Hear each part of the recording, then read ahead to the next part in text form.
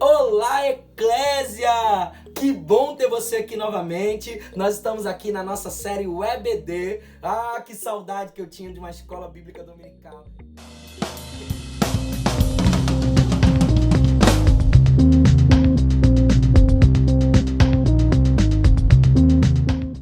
Estamos falando aqui sobre algo muito interessante: paternidade de Deus.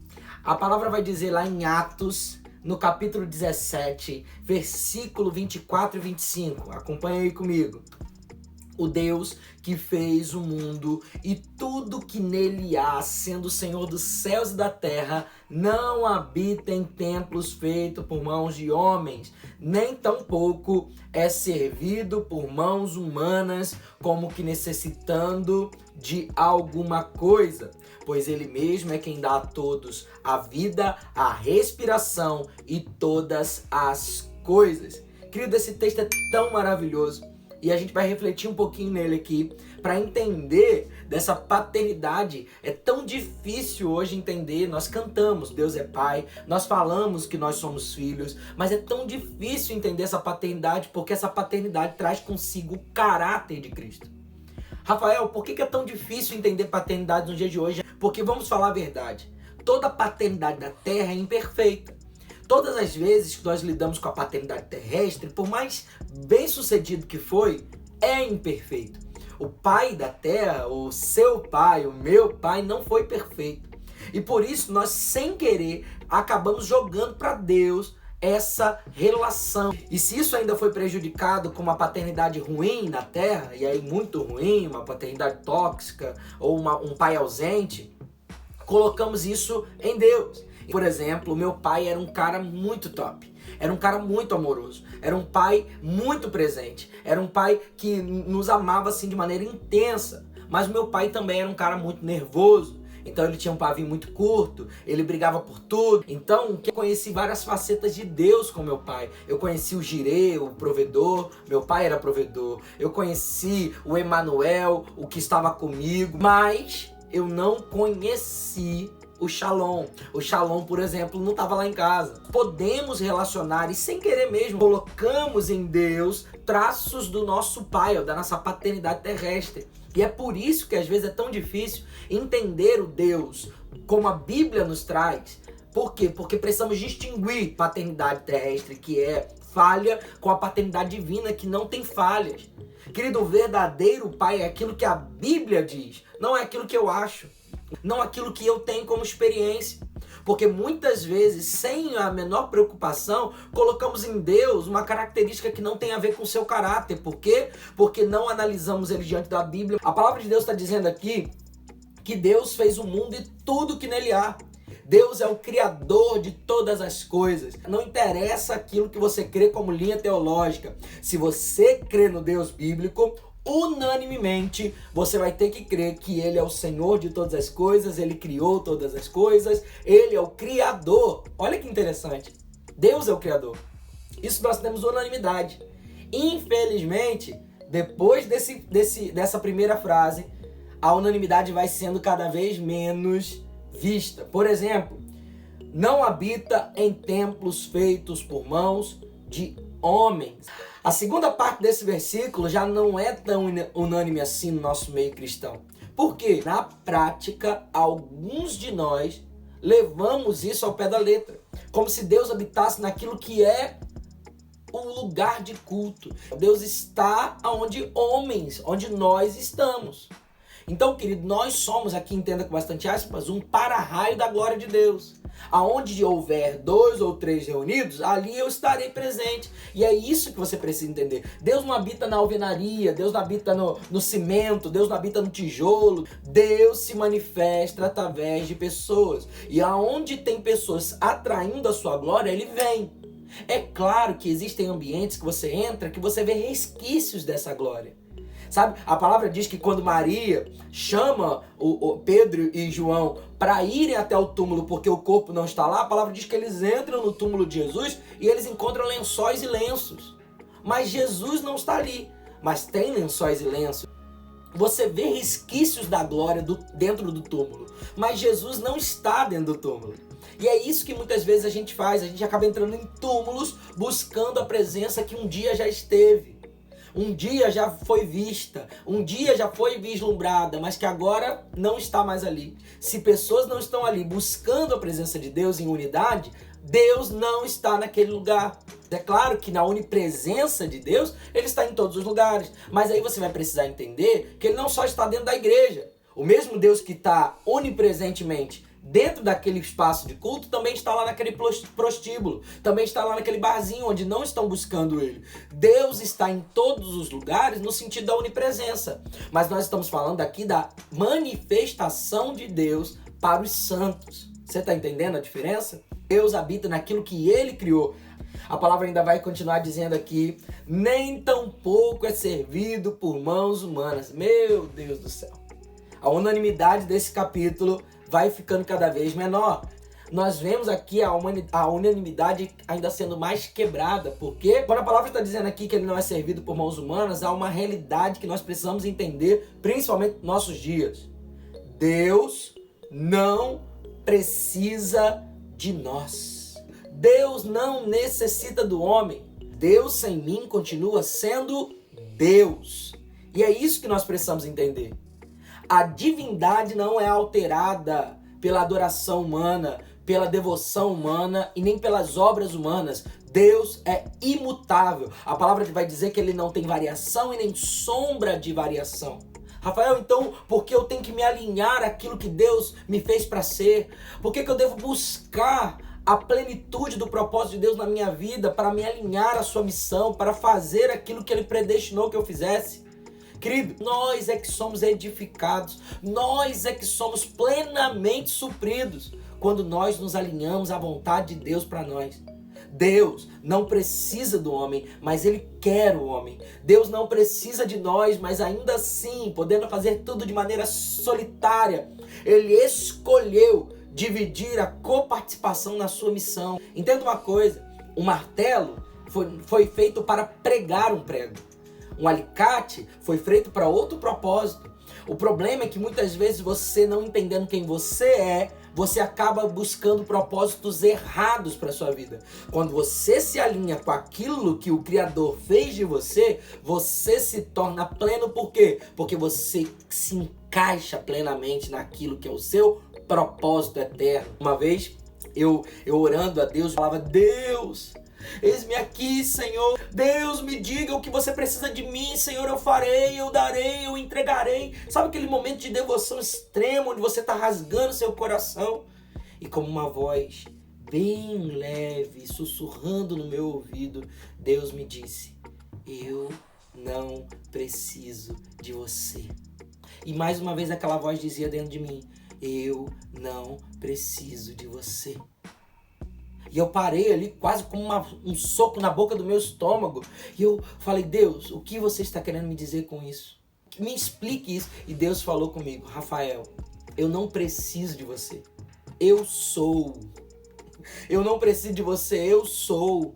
Eu sou o suficiente. Porque Deus ainda continuou falando comigo: se tem uma coisa, só uma coisa que você pode me dar, você pode não me atrapalhar. Olha que coisa incrível! Você pode não me atrapalhar, querido. Olha que interessante, muitas vezes nós estamos tentando fazer aquilo que Deus espera de nós e perdemos às vezes o próprio Deus na busca pelo propósito. Muitas pessoas têm buscado tão intensamente o fazer, o ofício, dentro daquilo que se chama propósito, que perderam a própria experiência de estar com o Pai.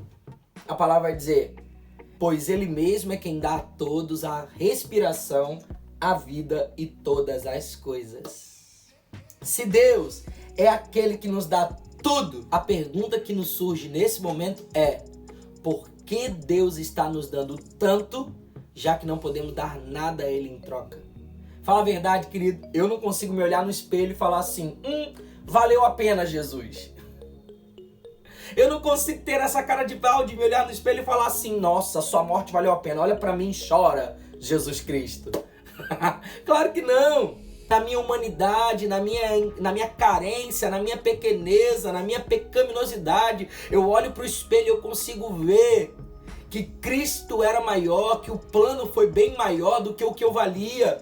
O valor pago foi muito maior do que aquilo que de fato eu valia. Então, por que Deus está nos dando todas as coisas se nós não podemos dar nada em troca? Se nem mesmo aquilo que nós fazemos com a nossa mão Ele recebe como quem necessita. Entenda isso. Deus é como um pai recebendo um desenho de um filho de 8, 5, 6, 7 aninhos. Aquele desenho, aqueles rabiscos meio mal colocados. Mas quando ele olha para isso, ele diz: meu Deus, meu filho é o Portinari. Meu Deus, meu filho é o Da Vinci. Olha que interessante, se você é pai, se você é mãe, se você já está ali no outro nível de vó, de avô, você sabe do que eu estou falando. Quando nós recebemos aquele desenho dos nossos filhos, às vezes mal rabiscado, não é nenhuma obra-prima, mas nós amamos isso com tanta paixão, que pegamos e colocamos na geladeira, que pegamos e colocamos no armário, pegamos e emolduramos, botamos na sala, emolduramos, levamos para o nosso trabalho, botamos na nossa carteira. Se você for mostrar para algum amigo isso, falar aqui, olha o que meu filho fez, talvez aquele amigo vai olhar, né, com aquele sorriso amarelo e falar: que lindo, que maravilhoso, mas nem foi tudo isso, você está entendendo? Porque não tem a ver com ele. Mas quando Deus recebe aquilo que nós fazemos, não é por necessidade. O seu desenho não alterou em nada o seu pai, mas deu satisfação. Talvez Deus esteja agora chamando Miguel, os anjos lá do céu, para dizer assim: vem cá olhar aqui o que meu filho está fazendo na terra. Deus é o nosso pai. E um pai ama um filho não porque merece, mas porque é natureza. Entenda isso. Deus não nos ama porque merecemos, porque de fato não merecemos. Se você tem um filho, você sabe do que eu estou dizendo. O que você sabe, o que você sente aí agora é a mesma coisa que Deus sente. Às vezes você faz tudo pelo seu filho, você julga que tenha dado de tudo, do melhor para o seu filho, mas ele tomou um caminho que você não queria. Ele escolheu um destino que você não escolheria. E ainda assim, por mais que você possa até se irar por causa daquele destino que ele tomou, por mais que você possa ficar frustrado e se sentir até traído por aquilo que seu filho fez, você continua amando de maneira incondicional. E eu posso provar isso, é só você ver qualquer fila de presídio. Pode ser o maior marginal, o maior monstro preso lá dentro, mas tem uma fila no dia da visita e os pais, as mães estão lá. Por quê? Porque elas acreditam que, por mais que pareça um monstro para a sociedade, elas acreditam piamente que um dia eles vão voltar àquele caminho que ela os ensinou, aquela semente de bondade que ela colocou, aquela semente de humanidade que ela colocou. Um dia ele vai olhar para isso, ele vai voltar para o caminho da verdade, um dia ele vai sair daquela condição, um dia ele vai se converter ao Senhor. E nesse momento, aquele monstro desaparecerá e voltará o seu filho amado.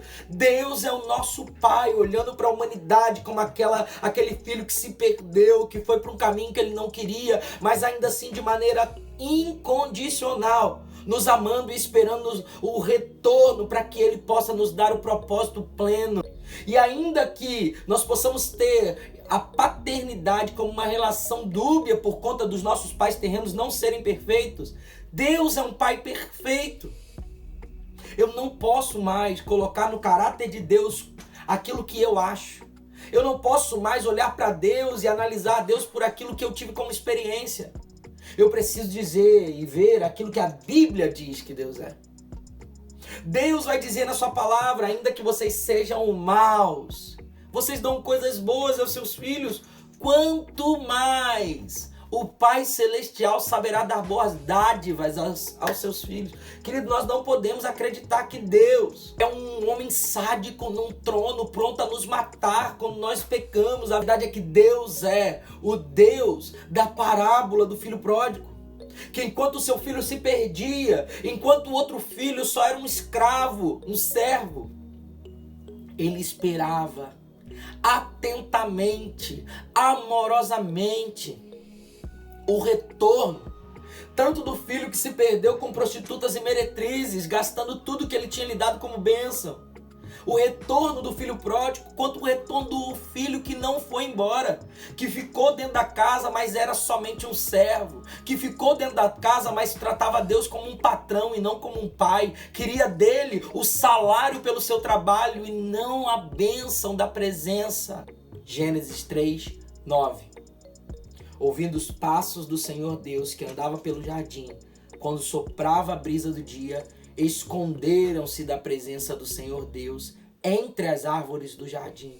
E Deus perguntou: onde você está, Adão? Imagina, hoje em dia, um pai e uma mãe chegando numa cena de um crime, alguém foi morto. E quando o policial te leva até o corpo, já com o lençol sobre ele, nesse momento que o policial tira o lençol e você olha, é o seu menino, é o seu filho, ali, morto. Talvez nesse momento você e eu iríamos dizer: cadê meu filho? Eu quero meu filho, me dá o meu filho de volta. O policial, se fosse muito seco, muito duro, ele poderia dizer: ué, você não está vendo seu filho aí? Ele não está aí? O corpo dele não está aí? Não é que você não está vendo o corpo do menino, é porque você não aceita aquilo que você está vendo. Esse é Deus chegando no jardim do Éden, vendo seu filho Adão morto entre as árvores do jardim. Deus chegando no jardim dizendo: eu quero meu filho de volta. Aonde está o meu filho? Cadê você, Adão? Deus é onisciente, então ele sabe onde Adão está. Aquilo é o grito de Deus, dizendo: onde está o meu filho? Eu quero ele de volta. Porque Deus sabia que Adão e Eva tinham morrido naquele momento, ainda que eles mesmos não soubessem. Glória a Deus, porque Ele é nosso Pai, mas Ele também é o Deus Todo-Poderoso, que não só pode trazer o Filho de volta, como tem um plano perfeito para isso. E o plano perfeito de Deus será bem executado em Cristo Jesus, nos trazendo de volta o Filho pródigo voltando para casa e o Pai correndo até Ele, ao seu encontro e o abraçando. A vontade dele para nós é boa, perfeita e agradável. Talvez você nesse momento precise se arrepender.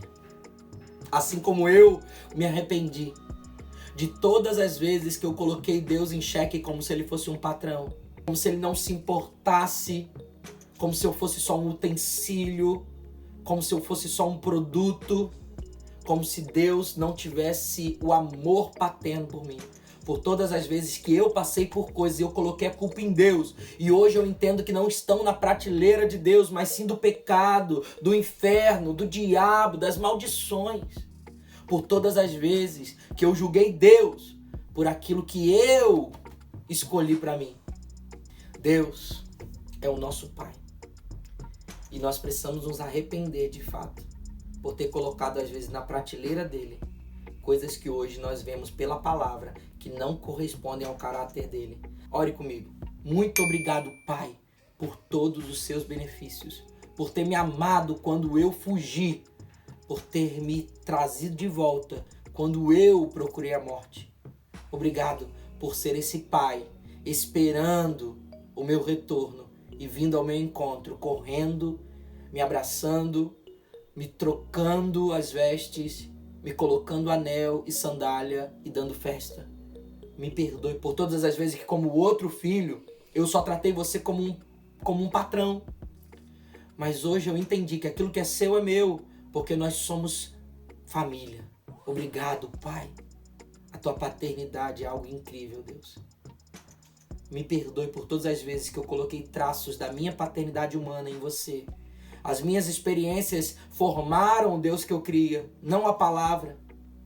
Desconstrói toda a mentira do diabo e construa em nós o verdadeiro caráter de Deus, Pai, na palavra, em nome de Jesus. Amém e amém.